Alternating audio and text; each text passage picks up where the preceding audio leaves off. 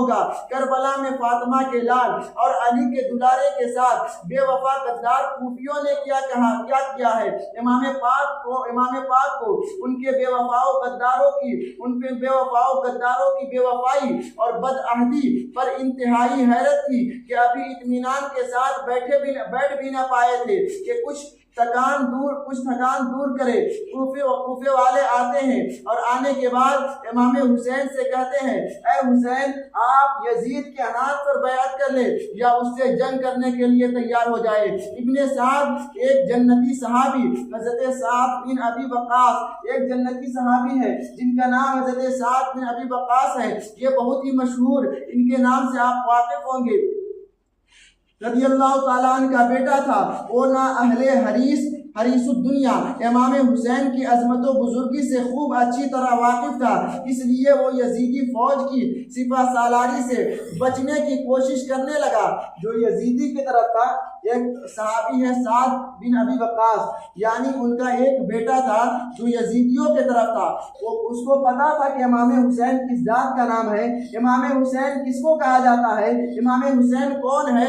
تو وہ شخص جیسے ہی جانتا ہے کہ امام حسین سے جنگ کرنے کی باری ہے، امام حسین سے لڑنا ہے، وہ شخص یہ فوراً اپنے منہ کو پھیرنے لگا، بلکہ صاف طور پر انکار بھی کیا کہ میں ابن رسول کے خون ناحق سے اپنے دامن کو داغدار نہیں کر سکتا۔ مگر ابن زیاد بدنہاد نے اس کو مجبور کر دیا، یا تو ایران کی گورنری سے الگ ہو جائے یا امام پاک سے جنگ کے لیے تیار ہو جائے۔ اسے یہ لالچ دیا گیا کہ اگر تم امام حسین سے جنگ کے لیے تیار نہیں ہوتے ہو تو تم جہاں تمہاری حکومت ہے اس حکومت سے تم استعفیٰ دے دو، یعنی اس حکومت سے تمہیں ہٹا دیا جائے گا۔ اگر امام حسین سے تم جنگ کرنے کے لیے تیار نہیں ہوتے ہو تب وہ شخص حکومت کے لالچ میں آ کر امام حسین سے جنگ کے لیے تیار ہو جاتا ہے۔ اللہ ماشاء اللہ تعالی، چنانچہ عمر بن سعد جو ایک جنتی باپ کا بیٹا تھا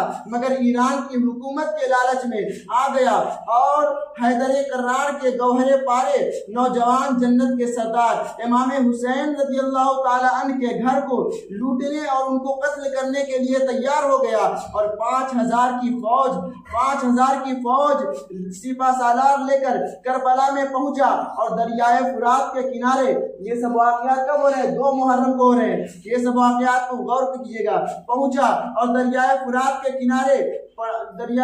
کے کنارے پڑاؤ اور اپنا فوجی مرکز قائم کیا، اور 500 ہتھیاروں کے ساتھ دریائے فرات کے کنارے پہرا بیٹھا دیا۔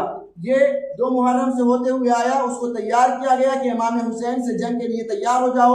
وہ اسی طرح کرتے کرتے 7 محرم کو امام حسین یعنی اہل بیت پر اس نے پانی بند کیا۔ پانی کا ایک قطرہ بھی ساقیہ کوثر کے بیٹے یعنی امام حسین کے خیمے کے اندر تک نہ پہنچ پائے۔ حاکم کوفہ عبداللہ بن زیاد بدنہاد کوفہ سے فوجیں روانہ کرتا ہے، یہاں تک کہ کربلا کے میدان میں 22,000 کا لشکر جمع ہو گیا۔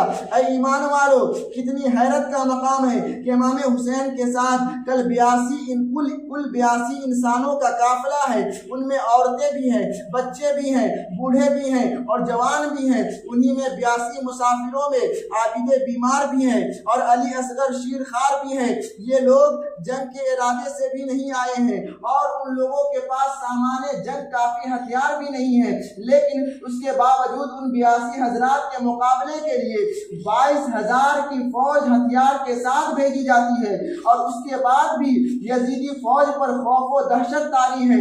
وہ اس لیے طاری ہے، انہیں پتا تھا یہ گھرانہ کوئی عام گھرانہ نہیں ہے، یہ وہی گھرانہ ہے جس گھرانے کا ایک انسان، جس گھرانے کا ایک شخص جسے حضرت علی کہا جاتا ہے، انہوں نے خیبر کو ایک ہاتھ سے کباڑ کے رکھ دیا تھا۔ یہ کوئی عام گھرانہ نہیں ہے، بلکہ اس گھر کا جہاں بھی جو بچہ پیدا ہوتا ہے وہیں شیر بن کے پیدا ہوتا ہے۔ علی کا گھر بھی وہ گھر ہے جس کے گھر کا ہر ایک بچہ جہاں پیدا ہوتا ہے شیر خدا معلوم ہوتا ہے۔ علی کا گھر بھی وہ گھر ہے جہاں پیدا ہونے والا ہر بچہ جہاں پیدا ہوتا ہے شیر خدا معلوم ہوتا ہے۔ اے ایمان والو، یزیدیوں کو اچھی طرح معلوم تھا کہ شیر خدا کے شیروں سے مقابلہ کرنا آسان نہیں ہے، اس لیے ان ظالموں نے یہ بدتر